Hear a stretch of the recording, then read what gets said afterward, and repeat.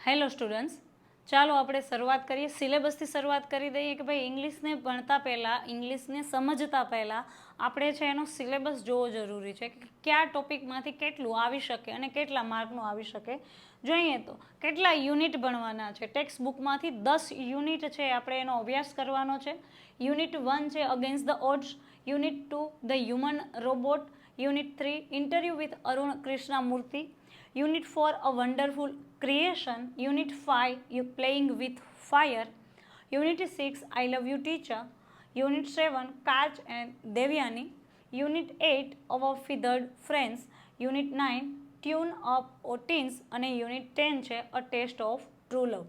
તો આપણે શું કરવાનું છે? આ 10 યુનિટનો અભ્યાસ કરવાનો છે. આગળ શું કરવાનું છે? તો પોઈમ છે. પોઈમ કેટલી આપવામાં આવી છે? 4 પોઈમ છે. એમાંથી માય સોંગ, પેન્સિલ, ગ્રોવિંગ અને વેનીલા ટ્વિલાઇટ, આ 4 પોઈમ છે. તો આપણું પાઠ્યપુસ્તક અહીંયા એટલું છે કે 10 યુનિટ અને 4 પોઈમ્સ છે. તો એમાંથી આપણે કેટલા ગુણભાર છે એ જોઈએ તો પહેલી વસ્તુ તો પેરેગ્રાફ પૂછાશે. એટલે પેરેગ્રાફ તમારે લખવાનો નથી, પણ પેરેગ્રાફ આપવામાં આવશે અને પેરેગ્રાફ ઉપરથી તમને પ્રશ્નના જવાબ તમારે લખવાના છે. કે ક્વેશ્ચન્સ આપશે અને ક્વેશ્ચન્સના જવાબ છે એ પેરેગ્રાફમાંથી જ લખવાના રહેશે. એટલે આપણે પ્રશ્નના જવાબ ગોખવાની જરૂર રહેતી નથી. આપણે શું કરવાનું છે? દરેક યુનિટ 1 થી 10 યુનિટ છે એને સમજવાના. આપણે સમજતા જશું જ્યારે આપણે શરૂઆત કરશું ત્યારે. અને એ 1 થી 10 યુનિટને સમજશું એટલે પરીક્ષામાં કઈ રીતે પ્રશ્ન પૂછાઈ શકે, કઈ રીતે ઉલટાવીને પૂછે છે, ગમે ત્યાંથી પૂછે, પણ પેરેગ્રાફથી બહાર તો પૂછવાના જ નથી. તો આપણા માટે સહેલું થઈ જાય છે કે આપણી સામે પેરેગ્રાફ છે જ અને એના ઉપરથી જ આપણે આન્સર લખવાના છે. તો એ કેમાંથી આવશે? યુનિટ 1 થી 10માંથી. બીજું શોર્ટ નોટ છે, યુનિટ 1 થી 10માંથી આવશે. એ 3 માર્ક્સની છે. પેરેગ્રાફ ઉપરથી ક્વેશ્ચન આન્સર 10 માર્કના છે. ટ્રુ અને ફોલ્સ 4 માર્ક્સના આવશે અને ફિલ ઇન ધ બ્લેન્ક્સ એ 3 માર્ક્સના છે. તો આ જે 4 ટોપિક છે, પેરેગ્રાફ ઉપરથી ક્વેશ્ચન આન્સર, શોર્ટ નોટ છે, ટ્રુ અને ફોલ્સ છે અને ફિલ ઇન ધ બ્લેન્ક્સ છે. આ 4 છે એ યુનિટ 1 to 10 એટલે યુનિટ 1 થી 10 જે યુનિટ છે એમાંથી આવવાના છે. અને પોઈમ છે એમાંથી 3 માર્કનું પૂછાશે. એટલે તમને એમ થાય કે 3 માર્ક માટે 4 પોઈમ કરવાની, હા કરવાની. 1 માર્કનું પણ કોઈ પણ ટોપિક જો પૂછાતો હોય 1 માર્ક અથવા 2 માર્ક, તો એ આપણા માટે અગત્યનો છે. કોઈ પણ ટોપિકને ઇગ્નોર કરવાનો થતો નથી. બટ હા, કારણ કે ટીપે ટીપે સરોવર ભરાય એવું નથી કે ભાઈ ચાલો 1 માર્ક છે તો એને છોડી દે. નહીં, દરેક ટોપિક આપણા માટે અગત્યનો છે. કોઈ પણ ટોપિક આપણે કરેલો હશે તો પરીક્ષામાં કોઈ પણ રીતે પૂછાશે, આપણે માર્ક લખી શકશું. આપણે માત્ર પાસ જ નથી થવાનું, પણ સારા એવા માર્ક્સ પણ લાવવાના છે. અને એ વાતની ગેરંટી આપું છું, તમે હું જેટલું કહીશ એટલું કરતા જશો એટલે સારા એવા માર્ક્સ 100% મેળવી લેશો. ચાલો આગળ વધીએ.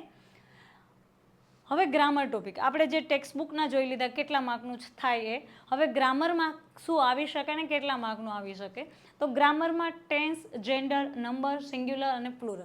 હવે દેખાય છે લાંબો ટોપિક, પણ એટલો લાંબો છે નહીં. કારણ કે આ દરેક વસ્તુ તમે પહેલેથી ભણતા આવો છો. 10મામાં ડાયરેક્ટ ગ્રામર શરૂઆત નહીં કરેલી હોય કે ભાઈ 10મા ધોરણમાં આવ્યા અને ડાયરેક્ટ છે એ ગ્રામરને શીખવું પડે.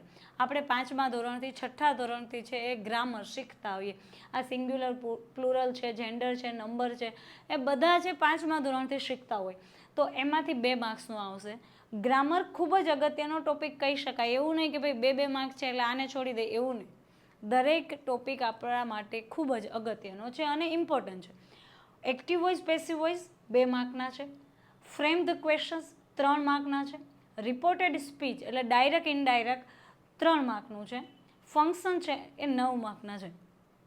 આ દરેક ટોપિક આપણે કરવાના છે. એટલે ટેન્શન ના લેતા કે ઓહો ક્યારથી કેમ કરશું અને કેમ આવડશે. ખૂબ જ ઇઝી છે, એટલું અઘરું નથી કે તમે ટેન્શનમાં આવી જાઓ કે ભાઈ તમે ગભરાઈ જાઓ કે હવે શું કરશું. કાંઈ ટેન્શન લેવાની જરૂર નથી. ધીમે ધીમે ધીમે એક ડગલું છે આગળ વધતા જવાનું. એટલે છે આપણે સારા એવા માર્ક્સ છે એ મેળવી લેશું. ચાલો, કન્જંક્શન છે એ 3 માર્ક્સનું છે. એડિટિંગ છે એ 3 માર્ક્સનું છે. તો આ આપણો ગ્રામરનો પાર્ટ થઈ ગયો. ભાઈ ગ્રામરમાંથી છે આપણે આટલું કરવું જોઈએ. આગળ અનસીન ડેટા. હવે અનસીન એટલે કે એવું કે જે મને ખબર નથી, તમને નથી ખબર, એક્ઝામિનર છે એ કેવું પૂછી લે. તો એમાં આ રીતે હોઈ શકે, ભાઈ read the data and answer the questions, એ 4 માર્કનું છે.